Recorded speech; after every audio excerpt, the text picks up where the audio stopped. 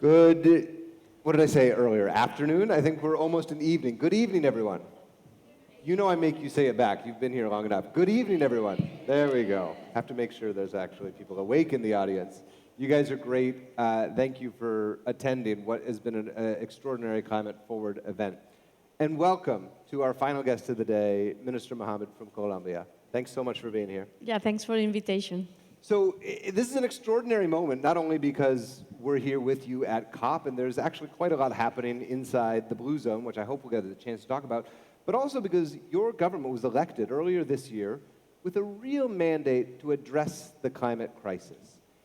That sounds great, but I have to believe it's easier said than done.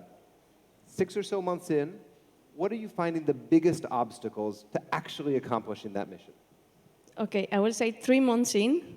3 months in. Well, I think when we talk about energy transition, which is a key aspect, I will say in countries like Colombia, where we are exporting oil and coal as part of our trade of balance, we have a triple challenge. The first challenge is the energy transition itself, but then how do you replace your export trade of balance, and then balance of trade, and then also your fiscal income. And that is a question that we have put forward in the Colombian society. We have been able in 3 months to do a fiscal reform through the Congress, and we approve it. And as we go in, then this climate crisis hits. Right now we have 400,000 people flooded, and the whole plan is changing as we speak. So probably the fiscal reform that we did, which was a historic fiscal reform, will end up paying the damage from climate change in this wave of rain that we got the last 3 months, but also paying for the economic crisis and the evaluation of the peso in the foreign debt. So when we come to COP, we have a question, and President Petro put forward this question in his speech, is that if it is not time for a global political pact. I don't think that it's easy to continue developing this as a responsibility of each country. And that, unfortunately, that's how the Paris Agreement has been set, because there are challenges that go beyond our capacities and that need to be addressed globally. Yeah, there's so much there, and the breadth of what you just described illustrates how complex these challenges are, especially for a government newly in power to try to both address the current crises, both socio-economic crises, but also weather crises, disaster crises, while also trying to take those steps that really move towards the long term. So let's just drill in there. How do you do it? And I have to believe in those months that you prepared to take over this amazing country, you must have thought ahead to moments when there was going to be a choice between addressing a current crisis, be it a currency crisis or a political crisis, using the same toolbook, the same playbook that has been used for so long, and then that opportunity to make a radically different choice, one that might require short-term sacrifice, but is ultimately in the service of some of these longer-term goals you've set out. How are you thinking about when that moment comes, or maybe if it already has? How do you do that, and do you have the political will? Do you have the political capital to spend on some of those difficult choices? Yes, President Petro has been very wise in thinking about how we are going to intervene in the climate crisis, the weather crisis we're having right now. And we have decided that we're not going to intervene in the conventional way. Otherwise, we're going to put our population in 7-8 years when the rainfall comes again into the same dangers. This is creating a lot of tension with population, some areas of population. People want to see some great infrastructure being built to protect themselves from water, from rivers. And what we're saying is that probably we will need to relocate part of the population to other areas that are safer, and we will need to recover the space of the rivers that we have in previous years occupied by settlements. So this type of discussions is what we're putting forward. Also with the fiscal reform, we are talking here at COP at the need that we cannot get finance for climate based on debt. Like in the current economic situation, continuous debt by our type of governments will just bring a less capacity to act. And so we are working on the negotiation rather than coming from COP with an outcome, as let's make a committee to define what climate finance is, which is where a little bit the discussion is going. We are putting forward a proposal to many countries, see we can have a good block of countries, that actually let's define what percentage of the foreign debt of developing countries will be condoned next year so that we can take that for climate action, so debt for climate action. And this is the type of structural responses that governments like us want to have so that we have the means to put our political will into action. Climate finance, I know there was Finance Day, but already it's become clear that this is like the finance COP as far as I can tell from my coverage and my discussions. I want to talk about that more, but you mentioned the cooperation of the Petro administration already, and this seems to be a relatively distinguishing feature. He is trying to work in lockstep with other South American nations, whether it was the Amazon Pact with Maduro that was announced on Monday, I believe, whether it's some of the cooperation he's trying to coordinate with other leaders. Can you talk about the importance of that as you see it, especially at a moment when there are other South American governments that also seem pretty highly attuned to the immediacy of the climate crisis and willing to spend some of that political to act on it? Yeah, it is fundamental because Latin America has been underrepresented on the climate discussion. And I think that is because we have been divided. And I think it's time for Latin American unity, and it's time for us to start working together into political positions, but also into common programs. It's very interesting that CEPAL has made already a common declaration for Latin American countries. And it's very interesting that we are willing to expend that political capital on climate, on addressing the climate crisis. I think you asked me before if we had the political capital to expend on this. I think it's a very great opportunity in Colombia right now because what I see is that the population, especially the most excluded population, is asking for the state. There are maybe some other regions where actually people are against the state. What the population wants is institutions from the state to come and work with them. And that's a big challenge, but also a very big opportunity. And we do have the political capital. It will erode very fast. We are starting, for example, our first discussion next week in Congress to forbid fracking in Colombia. It's a very important one. And, but it's a difficult one as well, huh? Because then people are afraid that you will not have enough fossil fuels to be able to provide energy. We had also in these 3 months an energy prices crisis, but we are building on how to use renewables to bring the price down. So this issue of inclusion is critical in Latin America. The issue of our ecosystem, strategic ecosystems like the Amazon, which is one of the pillars of climate global regulation. We need to work together as countries, but in order for the world itself to also work together with us, because it's a climate pillar for the whole world. So this is the type of scenario and strategic thinking that we want to bring, and we only can have our voices being heard in the COP, in these climate negotiations, if we are united. If we are divided, then it will be just a single effort. Yeah. You mentioned the jobs related to fracking. You mentioned also the degree to which Colombia is a major exporter of coal. And that is an enormous part of the Colombian labor force, as I understand it. When you think about being among, perhaps there are projections that Colombia could be the first Latin American country to be totally free of fossil fuels, which would be a remarkable achievement. What happens to those many, many thousands of jobs? What do they do? Because this is a jobs transition as well as an energy transition. Yeah, we have defined the transition as a just transition that includes the labor transition. And we are living in one of the part of the country which depends on coal, the closing of a coal mine because of financial issues. And we are in this exact dialogue with these communities. Of course, what they're asking is the mine to continue in development, and the government is saying, let's think about this slowly. What are the economic alternatives? What is the economic diversification that we need? The communities are open, and we have the challenge in the next weeks to bring an offer to the table that will replace symbolically, but also in economic terms, the coal mine. It's a very interesting work because it's in practice, and I'm willing to see if I can convince, or we can convince as a government and have a social pact for that change. I think extractive industries have made a lot of damage. It makes people used to very high salaries, which are unrealistic in the normal economy.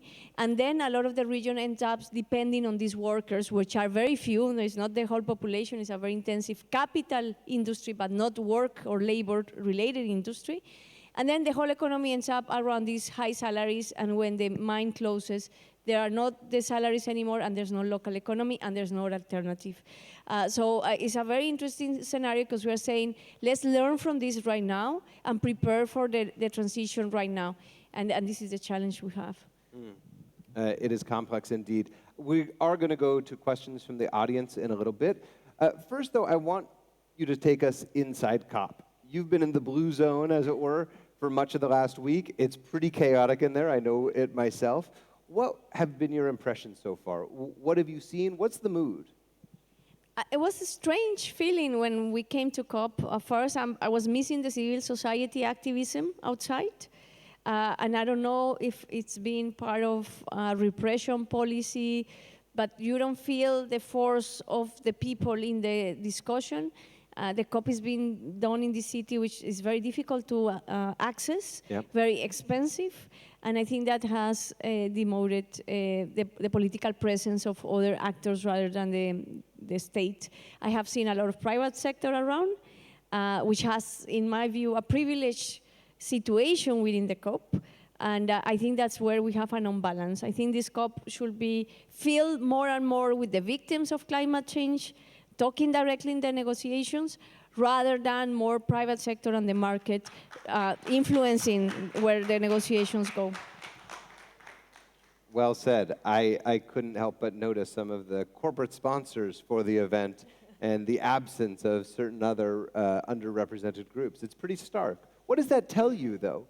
What does that tell you about the priorities of the United Nations, frankly, which convenes this gathering, but also the levers of power and how difficult it will ultimately be to get those voices the attention they deserve and get them the seats at the table that they are owed? Yes, even in the discussion yesterday with the ministers of environment from the whole world, the first table of negotiation, I was amazed that some countries believe that the private sector is what's going to fill the financing gap. And we don't think that, I mean, it doesn't mean the private sector doesn't need to be involved, of course, but this has to do with political decisions. And I'm amazed how the COP has lost the political direction and the political discussion, and it has got caught into financial discussion and technocratic discussion, even with a language that normal people won't understand. So it has become a very secluded space, and at the same time, we have a country like Pakistan with 30 million people that have been victims this year of climate change, and where are their voices? So we are asking if we want to move forward in climate action, we need to change this power structure. And that starts, is a proposal we're putting forward as well, with redefining the financial institutions, the multilateral financial institutions, according to the climate crisis. It's like a first step. But secondly, we need to make COP accessible again to the people. This notion of reforming the MDBs, as it were, the multilateral development banks, the International Monetary Fund. I know it can make some people's eyes glaze over when you talk about it, because these are not things most everyday people think about. And yet, I do not underestimate, especially after this week, how impactful this could actually be. You talk about reliance on the private sectors.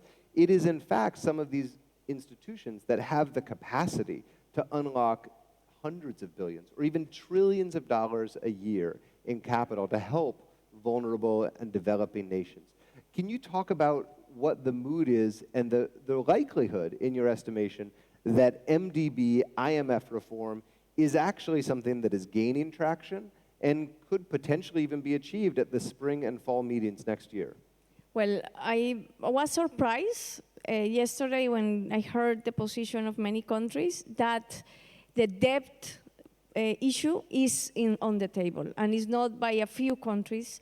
A lot of the developing world are feeling that we cannot address the climate crisis based on debt, on more debt, and not in this situation we are right now. But then the other point was made by a few countries about that probably what we need is a more substantial reform, because there were issues put forward, such as when you ask for a loan and then you start doing the process to get a project, probably from when you start until you finish is 3 years. The risk assessments are done in a traditional way, and then investment doesn't come because, of course, we are in a more risky world. So what does it mean to still have institutions that were created to rebuild the world after the Second World War? And now in the 21st century, where actually countries and governments and societies will be continuously living in crisis after crisis, with less resiliency. Are these institutions and these systems adequate to the crisis situation we're living now?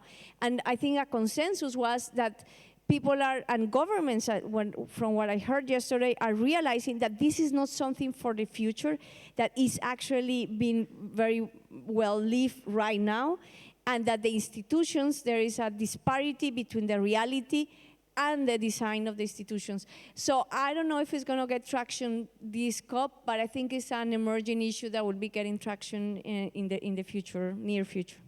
Let's see if we can get 2 questions from the audience at once, and we'll see if we can have them answered. Can we have the light so I can see who we're looking at? Yes, please, sir. And thank you so much, Minister. It was an honor to be in your country for the inauguration of your new administration. I'm actually headed there in 2 weeks to buy a place in Cali. One of the things that really struck me when I was learning about the laws of your country that I'm hoping you can explain more as a model to the world as it pertains to people who are most impacted by this crisis, indigenous, Black and brown people, is Colombia law number 70. And if you could explain that to the people here and in the context of climate change and also stewardship of land. I didn't understand. Colonial law number Colombia 70. law 70. Law 70? Okay. Yes. Well, that's a special law that comes from the constitutional mandate, where we redistributed land in 1991 to indigenous peoples and to Black communities. So because we recognize as a state that these communities have sovereignty and governance over huge territories that define their culture, and the culture is part of our nation, so we needed to protect the territories and protect the nation. It's like a multicultural political pact. Indigenous people, on the one hand, recognize the Colombian state, but the Colombian state recognized that indigenous peoples have governance, their own systems of knowledge, and their own system of livelihood, and that we need to live together. So Law 70 is a law that determines that governance and capacities of the Black communities to own and work from their territories. They have collective titles, and is a great tool of empowerment. However, it has not been regulated in time. We are working very hard in 30 years.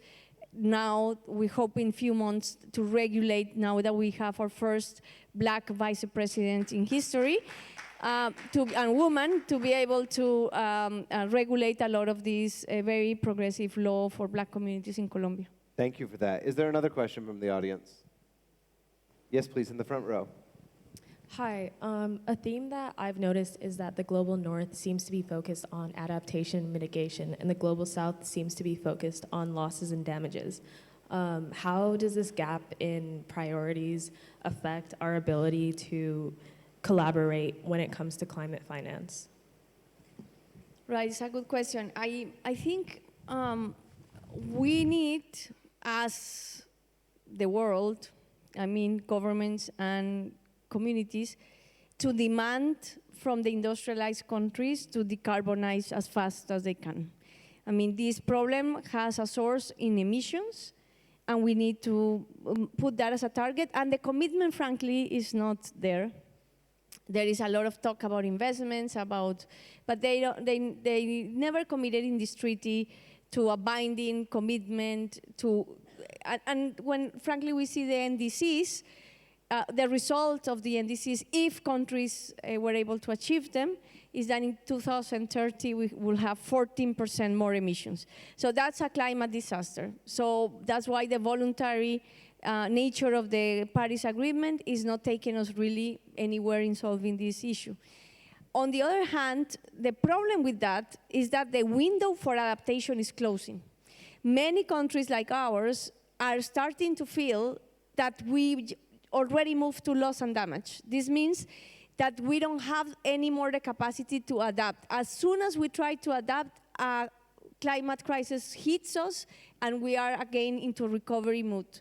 And how much resilience could we have to be able to do so? So I think adaptation, loss and damage comes very much together. I think we should be thinking now about how, as we recover from disaster, we learn the lessons and start to adapt to the lessons we learned from that disaster, because the next one is going to hit us again, and we will need to be stronger. So adaptation now is not a process to prepare for climate change, it's a process of reaction to loss and damage.